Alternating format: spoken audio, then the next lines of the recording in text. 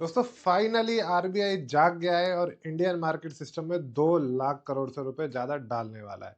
अब इसका हमारे ऊपर क्या इम्पैक्ट आएगा, रुपी के ऊपर इसका क्या इम्पैक्ट आएगा एंड स्टॉक मार्केट में इसका क्या मेजर इम्पैक्ट हमें देखने को मिल सकता है, इसका पूरा डिस्कशन करेंगे और आसान भाषा में आपको समझाने का ट्राई करूंगा। नमस्कार दोस्तों, राधे राधे। मेरा नाम है सी आकाश रिसर्च एनालिस्ट। चलिए स्टार्ट करते हैं।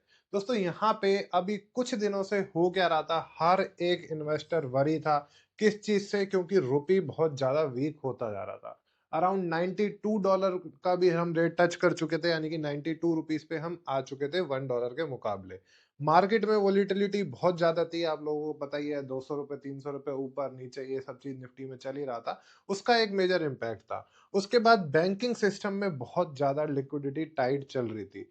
इसी वजह से मैं पहले भी बोल रहा था कि आरबीआई को अब यहाँ पे 92 का जो रेट टच हुआ है, उसकी वजह से आरबीआई को एक्शन कुछ ना कुछ जरूर लेना पड़ेगा। मार्केट में कुछ पैसा जरूर डालना पड़ेगा। उसी के लिए अब ये पूरी चीज निकल के आ चुकी है, जहां पे आरबीआई ने अनाउंस कर दिया है कि वो 2 लाख करोड़ से ज्यादा फाइनेंशियल सिस्टम में पैसा डालने वाला है। इसको पूरा अब डिटेल में डिस्कशन करना स्टार्ट करते हैं।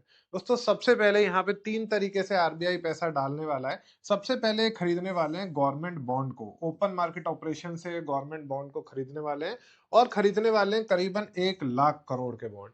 ये एक बहुत ही बड़ा अमाउंट है फाइनेंशियल सिस्टम के लिए। और इसके हमारे पास यहाँ पे 2 बेनिफिट निकल के आते हैं।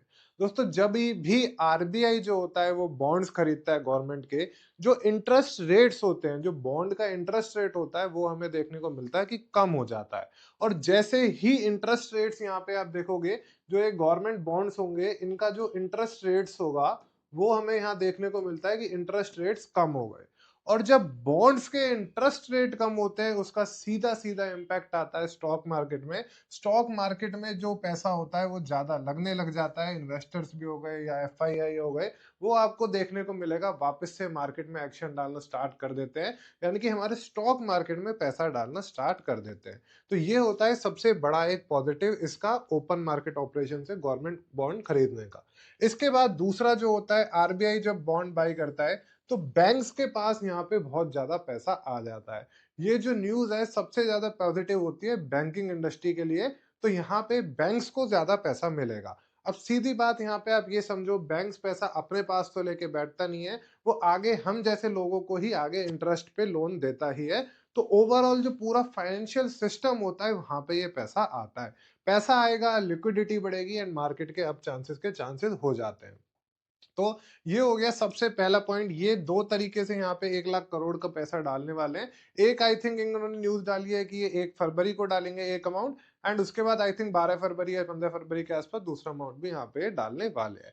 ठीक है, आगे बात करते हैं। दूसरा दोस्तों, ये देने वाले हैं, आरबीआई जो है एक शॉर्ट टर्म लोन देगा बैंक्स को। ये देने वाला है कितना, 25,000 करोड़ रुपए। यहाँ पे इन्होंने इसको भी अनाउंस कर दिया है।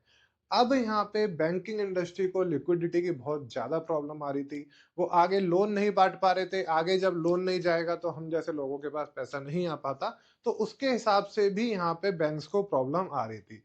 अब जो आरबीआई है वो हर एक बैंक्स को, अगर मैं एग्जांपल लेता हूँ प्राइवेट बैंक्स में, HDFC bank, ICICI bank, SBI, यानी ये जो जितने भी सारे बैंक्स हैं, इनको टोटल 25,000 करोड़ रुपीज का शॉर्ट टर्म के लिए पैसा देने वाला है। तो यहाँ से भी एक लिक्विडिटी के चांसेस बढ़ सकते हैं एंड आगे वाली चीज हमें देखने को अच्छी मिल सकती है। इसका सिंपल मीनिंग में हमें बात बात समझेंगे तो क्या है, वो ये है कि बैंक को अब स्ट्रेस नहीं होगा। जो अपने शॉर्ट टर्म बैलेंसेस को, उनको फंडिंग में दिक्कत आ रही थी, उसके लिए दिक्कत नहीं आएगी।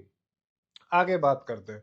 दोस्तों सबसे बड़ी जो चीज आई है वो ये है कि आरबीआई करने वाला है $10 बिलियन का रुपी स्वैप। इसका क्या मतलब है? इसका मतलब दोस्तों ये है कि हमारे वो डॉलर को खरीदने वाले हैं। आरबीआई जो है $10 बिलियन के रुपए के डॉलर को खरीदने वाला है। एंड डॉलर की जो सप्लाई थी, जो रुकी पड़ी थी, अब इंडिया में वो डॉलर की सप्लाई बहुत ज्यादा हो जाएगी। एंड जैसे ही डॉलर की सप्लाई बढ़ेगी, उसका जो प्राइस जो 92 तक हम पहुंच रहे थे, 93 94 पहुंचने की उम्मीद हो रही थी, अब यहाँ पे वो रुक सकती है। जैसे ही फिर से वो रुकेगी, जो एफआईआई यहाँ से पैसा निकालते जा रहे हैं, निकालते जा रहे हैं, निकालते जा रहे हैं, उस पैसे को हमें देखने को मिल सकता है कि थोड़ी बहुत स्टेबिलिटी आ जाए एंड रुपी हमारा फिर से स्ट्रांग हो जाए। जैसे ही रुपी स्ट्रांग होना स्टार्ट करेगा, आपको मार्केट में फिर से एक रिकवरी देखने को मिल सकती है। चलिए आगे बात करते हैं कि अब आरबीआई ने दोस्तों why did RBI take this step. वैसे ये ब्लॉग मैंने ऑलरेडी पूरा डाल दिया है, आपको इसका लिंक भी चाहिए तो एक बार डिस्क्रिप्शन में से ले लेना। जो लोग पढ़ने में इंटरेस्टेड होते हैं वो यहाँ पे जाके एक बार पढ़ भी सकते हैं। मैंने बहुत ही आसान भाषा में समझाने का ट्राई करा है। चलो इसके बाद आरबीआई ने स्टेप लिया क्यों है दोस्तों? लिक्विडिटी यहाँ पे बहुत ज्यादा टाइट हुई पड़ी थी, बैंकों के पास आगे फंडिंग लैंडिंग देने के लिए पैसा ही नहीं था, इसी वजह से ये यहाँ पे पैसा डाला पड़ा है। बैंक्स बहुत ज्यादा कॉशियस हो रहे थे, रुपी की हम बात करते ही चल रहे हैं, रुपी 92 तक पहुंच गया था, उसकी वजह से बहुत ज्यादा दिक्कतें आ रही थी। इसके बाद मार्केट सेंटीमेंट आप सबको पता ही है कि इस टाइम कितना वीक हुआ पड़ा था। ऑलमोस्ट हम जो है डाउनफॉल डाउनफॉल डाउनफॉल जा रहे थे। बैंकिंग ने भी, बैंक्स ने भी, कल बैंक निफ्टी भी आप देखोगे तो अपना जो मेजर सपोर्ट था वो भी तोड़ दिया था। चलो, तो एक चीज ये हो गई। अब ये आरबीआई दोस्तों पैसा डालता है कि मार्केट में जो इतना पैनिक बना हुआ था, थोड़ा सा पैनिक कम हो, स्मूथ लैंडिंग हो जाए, जो बैंक पैसा नहीं दे पा रहे थे आगे लोन की तरह, वो लोन के लिए पैसा दे पाए और मार्केट थोड़ा सा स्टेबल हो जाए। बजट से पहले ये न्यूज आई है एंड ये न्यूज यहाँ पे काफी पॉजिटिव है। चलो आगे बात करते हैं। अब ये रुपी के लिए, हमारे जो यूएसडी या एनआर के लिए, रुपी के लिए ये कैसा हेल्पफुल है? तो ये हेल्पफुल दोस्तों बिल्कुल है। शॉर्ट टर्म में आप देखोगे डॉलर की सप्लाई इंक्रीज हो जाएगी, जो इन्होंने डॉलर खरीदे हैं $2 बिलियन के, वो डॉलर की हो जाएगी। Panic buying of dollar reduce, जो डॉलर ही डॉलर लोग खरीदे जा रहे थे कि डॉलर बढ़े जा रहा है बढ़े जा रहा है, तो डॉलर खरीद लो और रुपी को वीक करते चलो, वो पैनिक बाइंग यहाँ पे जो है वो खत्म हो जाएगी और जो वोलेटिलिटी चल रही थी वो यहाँ पे कम देखने को हमें मिल सकती है। ये एक टेम्पररी ही आप बोल सकते हो, ये ऐसा नहीं है कि ये परमानेंट कोई सॉल्यूशन होता है, पर एक जो टेम्पररी के लिए सबसे ज्यादा सॉल्यूशन यही होता है और ओनली एंड ओनली सॉल्यूशन यही होता है जो आरबीआई हमें पैसा यहाँ पे फाइनेंशियल सिस्टम में पैसा डालता है। चलो ये वाला मैंने आपके साथ पॉइंट डिस्कशन कर ही लिया कि ये रुपी को स्ट्रॉन्ग कर देगा पर परमानेंटली नहीं करेगा। आगे बात करते हैं कि इंडियन मार्केट पे इसका क्या इम्पैक्ट आने वाला है। सबसे इंपॉर्टेंट पॉइंट आप सबके लिए यही होता है कि सर हमें तो ये बता दो कि हमारे लिए स्टॉक मार्केट में क्या इम्पैक्ट आने वाला है। पर सारी चीज आने पहले इस वजह से डिस्कशन करी कि आपको चीजें क्लियर होनी बहुत जरूरी है कि आखिरकार हो क्या रहा है। खाली ये मत सोचो कि हमारा मार्केट ऊपर नीचे क्यों हो रहा है, वो चीजें भी समझनी बहुत जरूरी होती है।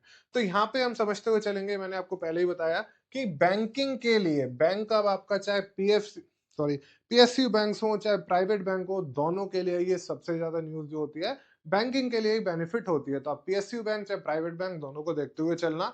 इसके बाद फाइनेंशियल स्टॉक, फाइनेंशियल स्टॉक्स में चाहे आप एक्सचेंज के स्टॉक्स देख लो, चाहे आप एंजल वन वगैरह स्टॉक देख लो, क्योंकि मार्केट में लिक्विडिटी आएगी। मार्केट में जैसे ही लिक्विडिटी आती है तो फाइनेंशियल स्टॉक्स वाले सेगमेंट्स को भी बेनिफिट होता ही है।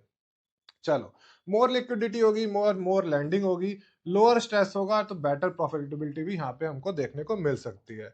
अब बैंक्स पैसा देते हैं, बैंक्स बेनिफिट होगा, एनबीएफसी एंड पीएसयू बैंक्स में मोस्टली प्रॉफिट देखने को मिलेगा। आगे सेकंड पॉइंट जो होता है बॉन्ड्स यील्ड में सॉफ्टन, ये चीज मैं आपके साथ एक बार पहले डिस्कशन कर चुका हूँ, एक बार फिर से बता देता हूँ कि आरबीआई जब बॉन्ड खरीदता है तो यील्ड पुशेज यानी कि जो इंटरेस्ट रेट्स होते हैं वो हमें यहाँ पे डाउन देखने को मिल सकते हैं और lower yields make equity more attractive, कि जो इंटरेस्ट रेट जब कम होंगे तो जो हमारे इक्विटी मार्केट है उसमें हमें थोड़ा सा ज्यादा वॉलिटिलिटी देखने को मिलती है। Market sentiments improve, RBI action system we are in control. RBI कह रहा है कि इसको डालने के बाद हम थोड़ा सा कंट्रोल में आ जाएंगे, तो वो चीज भी मार्केट में पॉजिटिविटी ही लेके आती है। अब ये पूरा मैंने फिर से आपकी सारी चीजें समझाने का ट्राई करी है, पर मोस्टली जो मैंने यहाँ समझाने का आपको ट्राई ये किया कि ये न्यूज हमारे लिए काफी बुलिश साइन ही दिखाता है। बुलिश भी अगर आप नहीं बोलो तो ये है कि जो हमें इतना ज्यादा पैनिक बन गया था माइंड में, वो चीजें अब यहाँ से आपको थोड़ी सी खत्म हो जानी चाहिए। एक पॉजिटिव न्यूज आई है इंडियन मार्केट के लिए, इसी वजह से मैंने आपके साथ डिस्कशन करा है। और बैंकिंग और फाइनेंशियल सर्विसेज एनबीएफसी स्टॉक तो बिल्कुल अपनी नजरों में आप रखना ही रखना। ठीक है, तो आई होप ये वीडियो अब आपको पसंद आया होगा। बड़ा नॉलेजेबल वीडियो मैंने बनाने की ट्राई करी है और आप लोगों के कमेंट भी मेरे पास फिलहाल यही आ रहे हैं कि जो आप समझाने की मैं ट्राई कर रहा हूँ वो इजी लैंग्वेज में समझाने की ट्राई कर रहा हूँ। अगर आपको ये चीजें पसंद आ रही हैं तो एक बार मुझे कमेंट सेक्शन में जरूर बताना। चलिए मिलते हैं दोस्तों अगले वीडियो में। हमेशा की तरह फिर से कहता हूँ, हम सब मिलकर सीखेंगे, मिलकर कमाएंगे।